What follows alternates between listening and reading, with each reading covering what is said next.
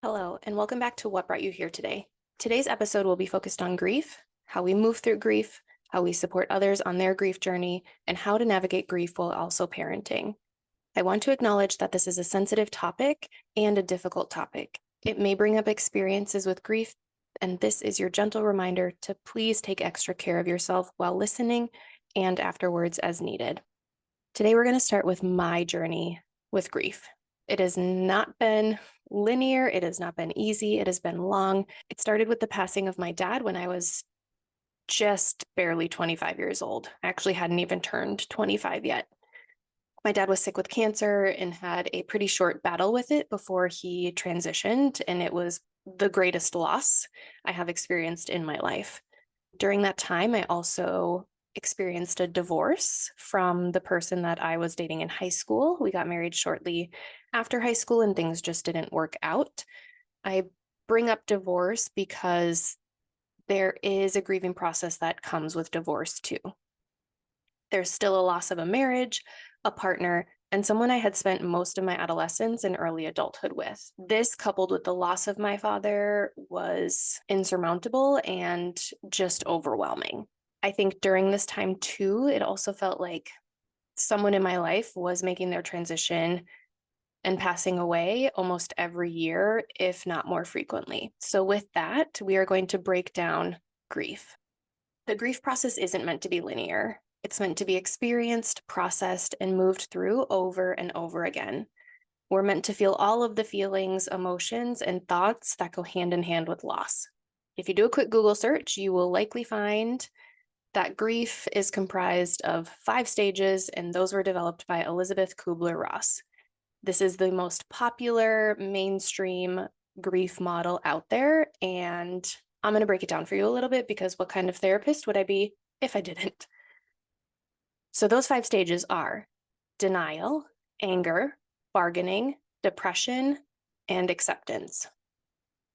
Denial is when we're feeling numb, not wanting to accept that our loved one is gone. Anger, which is totally normal and a totally acceptable feeling. This means that we are feeling angry towards the person that has passed. We may be feeling anger towards what we did or didn't do before their death. And we may just be feeling angry at the world. We may be feeling angry at God. We may be questioning why this happened. Next up is bargaining. Being in pain causes us to have difficulty accepting the reality and that things aren't going to change. This may cause us to bargain with ourselves. It may cause us to bargain with God or bargain with other things and in other ways in hopes of bringing a sense of peace and understanding back to ourselves. Next is depression. The pain and loss of grief can be so overwhelming. It can be intense, and it often comes and goes in waves. It's okay to not be okay, and it's okay to feel your feelings around this. The last one in the 5 stages is acceptance. While we might not ever fully understand or get over the loss, we can learn to move through and move forward with our lives. However, there are other models of grief out there. One is a 4-part model, one is a 7-part model. The 4-part model is created by British psychiatrist Colin Murray Parkes, and it was developed based on the psychologist John Bowlby's theory of attachment, in that attachment is a huge part of who we are as human beings. We need people to survive. So while Kubler-Ross's 5-stage method does a really good job of breaking it down in a basic sense of the term and processing, this theory goes a little bit more in depth and focuses on the importance of attachment and what happens when we lose that attachment. So those 4 stages are shock and numbness, yearning and searching, despair and disorganization, and reorganization and recovery. So you might sense some themes as we go through this and kind of break these 4 stages down. It's fairly similar to the 5 stages, just maybe worded a little differently and grouped together a little bit differently.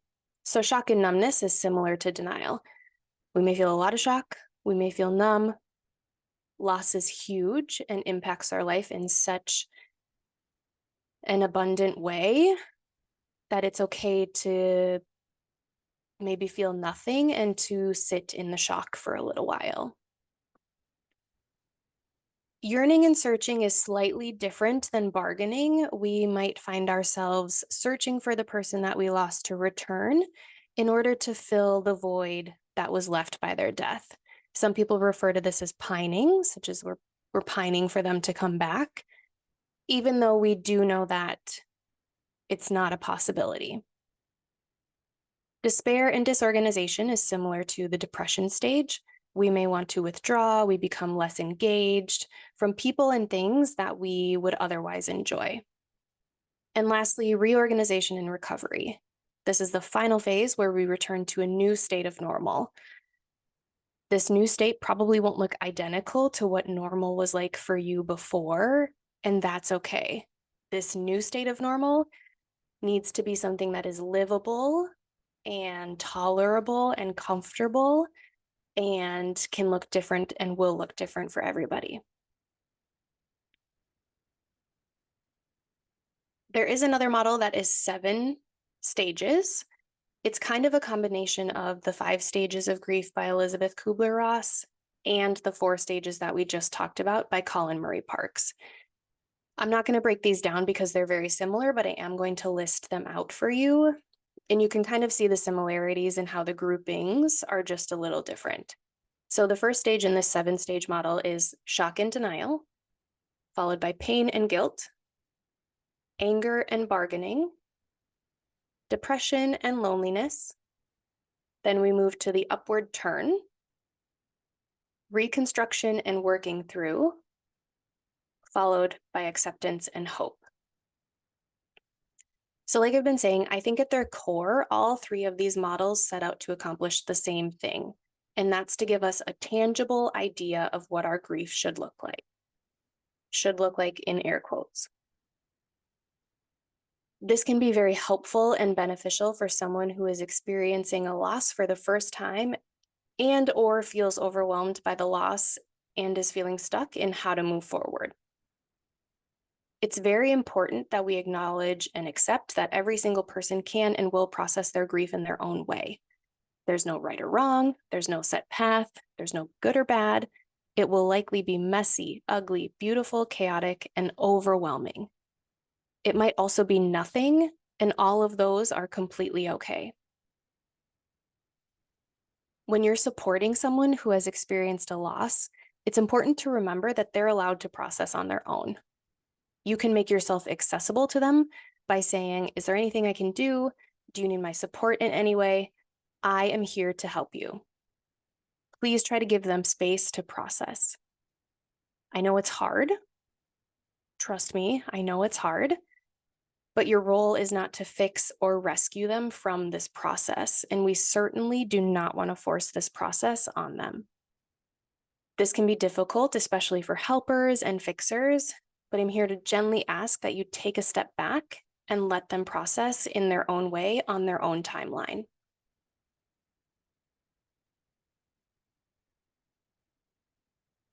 Now, how do we move through grief as parents?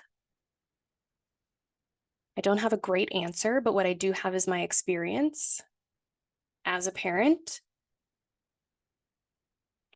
who just experienced a pretty significant loss of a friend for the first time since becoming a mom. I will say that this journey has been different than previous journeys with grief, and that I've really had to learn how to navigate what it looks like to grieve with a young child. My husband and I recently experienced the devastating loss of a friend due to cancer, and I really found myself struggling with how to move through this process while also taking care of our 3-year-old. I was holding in all of my emotions, refusing to cry in front of my daughter, and I just had a really short fuse with her and everybody else around me. I wasn't handling her big emotions in a healthy way, and I definitely wasn't handling all of my big emotions in a healthy way. In a vulnerable moment, I told my husband that I didn't want to cry in front of Noah because I never want her to think that she's the reason I'm crying. I didn't want her to think that she was the reason I was sad, mad, upset, and hurting. But what I was really doing was not allowing myself to process the way that I needed to and causing more emotional and mental distress for everyone. Now, Noah is definitely not at an age where we can effectively or appropriately talk about the loss of our friend. But I am at an age as an adult where I can model this process and talk with her about my own big feelings and emotions. This is crucial to my ability to process and to her ability to learn emotional intelligence and to learn that it's okay for everybody to have big feelings and that sometimes life puts us in really difficult, sad, unfortunate situations. Noah likely won't remember Matt, which is heartbreaking. She will get to see pictures and videos and hear story after story and has lifelong people in her world now because of him. And I will say that this loss, as with any loss, will shift the way that I show up for her, that my husband shows up for her, that we show up for her together as we move through this journey and understand that life is fleeting and meant to be lived.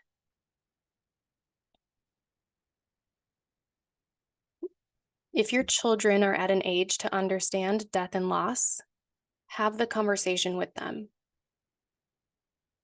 Share your feelings, emotions, thoughts, and memories. Tell them about the person. Tell them stories, jokes they used to tell. Just talk to them about it. Don't shy away from it. Give them the opportunity to learn and process and be on this journey with you. As we close, I want to thank you for listening and remind you again to take time for yourself and your loved ones today and every day. If you need support, reach out. And if you need to retreat, do that.